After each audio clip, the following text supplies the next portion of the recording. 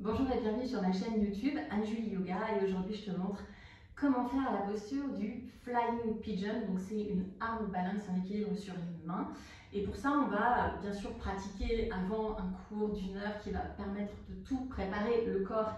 Donc tu peux aller sur ma plateforme anjulieyoga.video et tu vas trouver le cours complet d'1 heure. Je te mets le lien dans la description. Mais là je vais te montrer quand même 2-3 tips et ça va beaucoup t'aider. Parce que c'est toujours une question de décomposition du mouvement. C'est pas qu'on est bête, on n'y arrive pas ou qu'on est nul, c'est peut-être qu'on n'a juste pas appris certaines techniques. Donc déjà, tu te mets là en Sukhasana, tu viens ouvrir et croiser plusieurs fois les jambes pour sentir où est-ce que tu en es dans tes hanches, là, comme ça, là, ce matin. Comment ça se passe? Est-ce que c'est assez fluide ou est-ce que c'est tout contracté?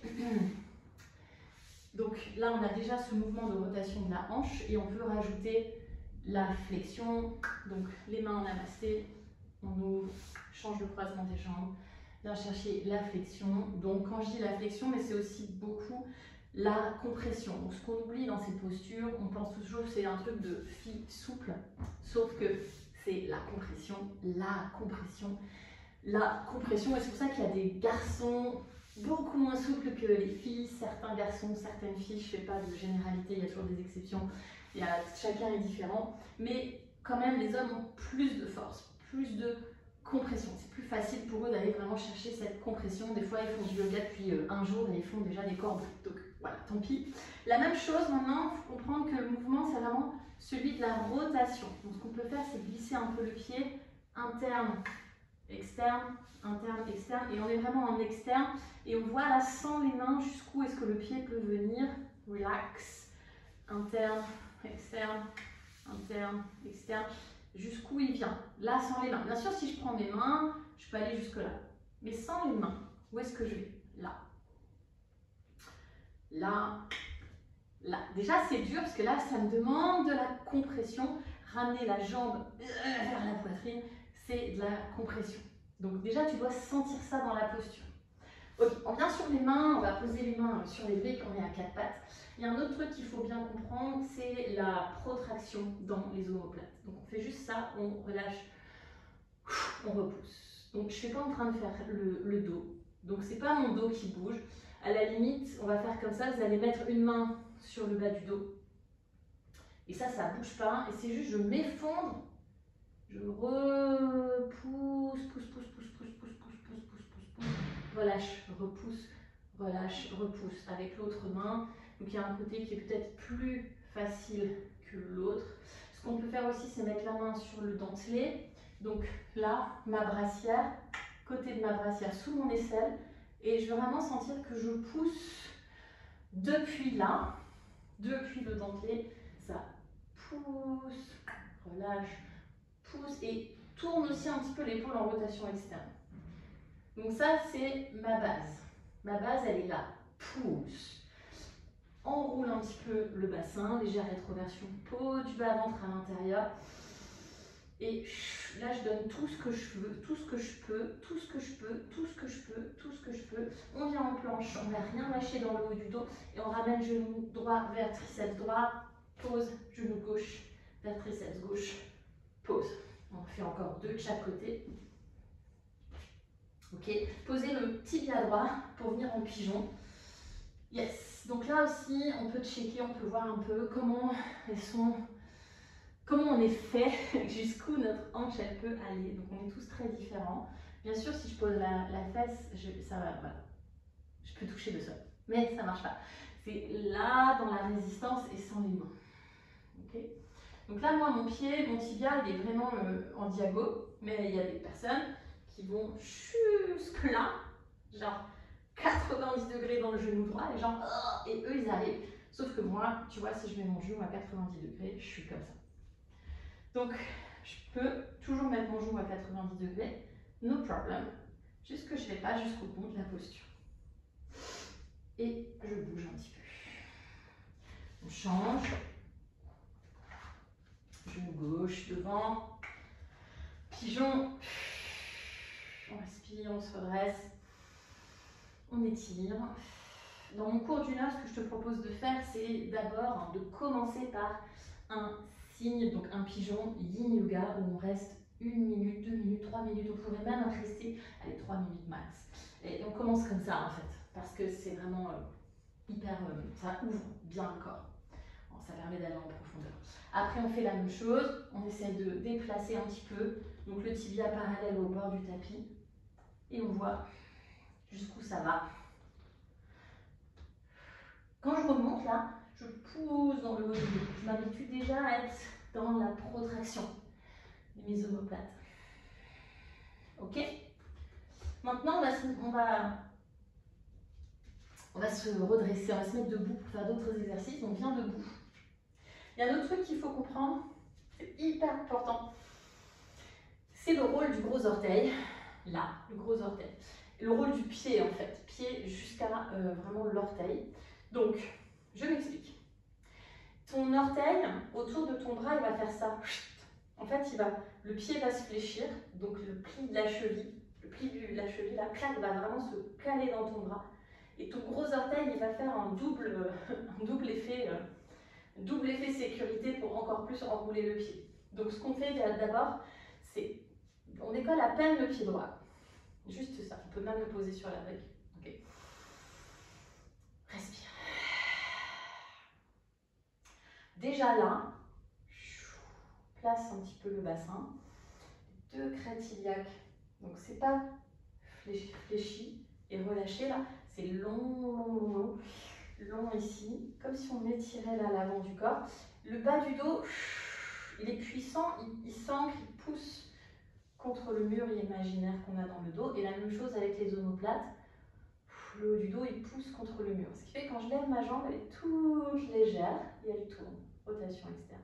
Le pied flex, le plus que tu peux. Et on vient en chaise, ici. Si le pied n'est pas flex, ça ne sert à rien d'aller plus loin. Okay. Maintenant, on essaye d'ouvrir la hanche à droite.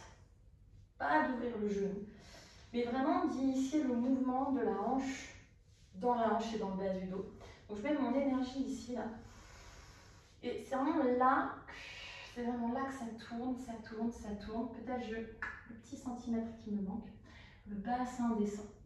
Yes. D'abord, on vient enrouler le pied et le gros orteil autour du bras. Et on va pouvoir monter et reposer. Essaye de faire ça plusieurs fois. Tu vas voir, c'est vraiment pas facile. Mais c'est exactement la shape que tu vas avoir dans ton King Pigeon. On refait ici. On enroule. Peut-être je m'aide un petit peu. J'enroule. Je remonte. Et je repose. Relax. Pareil de l'autre côté. J'ouvre la hanche gauche avec ma hanche gauche. Pas avec mon pied et mon genou. Pareil. Je coince le pied. Je remonte.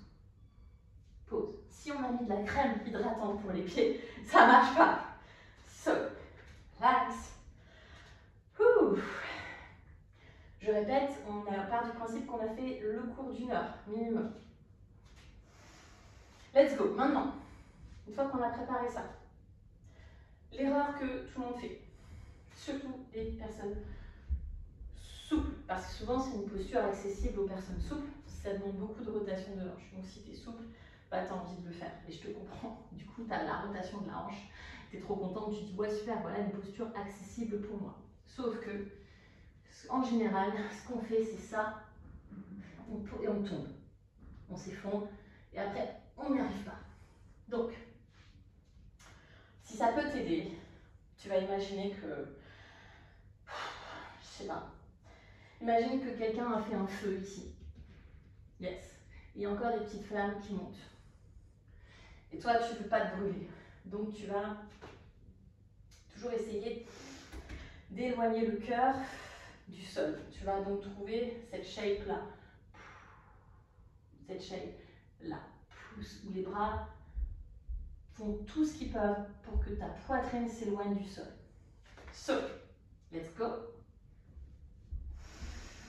On respire. Descends le bassin, crochette. Je pose les mains et là, il y a le feu. Donc je monte le bassin, je monte le regard. Je tends la jambe gauche. Et ensuite, j'avance le bout du nez vers le sol.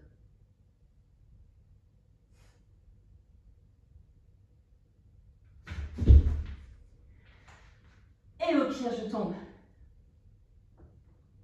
C'est pas très grave. Yes. Je suis pas tombée de 4 étages. Je suis tombée de peut-être 5 cm. So. D'ailleurs, c'est vraiment important d'arrêter le catastrophisme. En fait, le catastrophisme, c'est quand dans les cours de yoga, on est toujours en train de dire attention à ne pas vous blesser, attention à ne pas faire ci, attention, c'est pas grave si tu tombes. Voilà, je vais bien, d'accord? 90% du temps, on tombe, on se fait pas mal, c'est ok, c'est la vie. On se rattrape, ok. Par contre, c'est sûr que tu n'as pas envie de tomber sur ton nez. Donc c'est sûr que tu ne vas pas faire un corbeau avec une brique juste devant ton nez ou un handstand avec une brique juste devant ton nez parce que là, tu n'as pas envie de te faire mal. Donc juste pour dire, grosse parenthèse qui n'a rien à voir avec cette vidéo, mais ne soyons pas catastrophistes, disons. Il n'y a rien de grave, hein, tu tombes, c'est pas grave. Ok, on essaie l'autre côté. C'est vraiment très important, peut-être ça marche mieux, peut-être ça marche moins bien de ce côté-là. Mais n'abandonne pas, vraiment n'abandonne pas. Continue à faire le côté qui ne marche pas. Donc moi c'est là, c'est mon côté qui ne marche pas. Mais c'est pas grave, j'ai réussi à le faire tout à l'heure, même encore mieux que de l'autre côté. Donc c'est vraiment pour te dire que c'est good. Donc pareil, le pied gauche sur la brique. La respiration. Dans le bas du dos. Donc ça devient soutien. Soutien dans le bas du dos. Soutien dans le haut du dos. La jambe monte de manière légère. Flex. Pause. Donc je garde ce soutien-là. J'enveloppe, j'ai le wrap dans les bras. Et je viens essayer de crocheter les gros orteils. Je pose les mains. Tout de suite, je monte le bassin. Décolle un pied. Donc on peut aussi juste décoller le pied. Ou alors on tend la jambe. Hop, ça glisse. On recommence tout. On ne va pas bricoler depuis le sol. Hein. S'il y a un truc qui lâche, on recommence depuis le ciel. Yes. La jambe droite tendue, le bassin qui monte. Donc tu vois, je viens vraiment de talon vers pointe de pied. Mets le poids dans la pointe du pied. Et... donc ma jambe, il faut vraiment que je la tende à fond pour la soulever. Donc le fait de tendre la jambe, c'est un peu le même exercice que quand on fait ça. Je te montre. D'ailleurs, tu peux t'exercer à faire ça. C'est un exercice que je fais dans le cours de la semaine dernière. On est là en torsion, avec le pied sur le côté. Et en fait, si on veut poser le pied derrière, là, on tourne. C'est vraiment la même chose. Ici, je viens mettre le poids un petit peu devant. Je tends la jambe. Et elle se déplace beaucoup plus facilement. Donc pour récapituler un petit peu tous les tips de cette vidéo, c'est de trouver la rotation de la hanche depuis la hanche, depuis le bas du dos, pas avec le genou, pas avec le pied, mais vraiment tourner la hanche là, travailler la compression, enrouler un petit peu, être légèrement en petite cuillère, donc pour ça on travaille les Navasana et compagnie, enrouler, donc trouver le wrap dans le haut du dos, donc pousser, donc pas être comme ça, mais vraiment pousse, le cœur s'éloigne du sol, yes, et avancer le bout du nez. Les arm balance, c'est toujours la même chose, c'est toujours vers l'avant. Alors c'est pas vers le bas et vers l'avant, c'est vers le haut, vers l'avant et vers le bas. Donc c'est d'abord en haut, c'est comme le corbeau, c'est d'abord en haut, en avant, et j'ai même pas besoin d'aller en bas, je fais que en haut et en avant. Yes, donc je fais pas vers le bas et je saute. Non. Je fais vraiment vers le haut, vers l'avant. Ça décolle tout seul.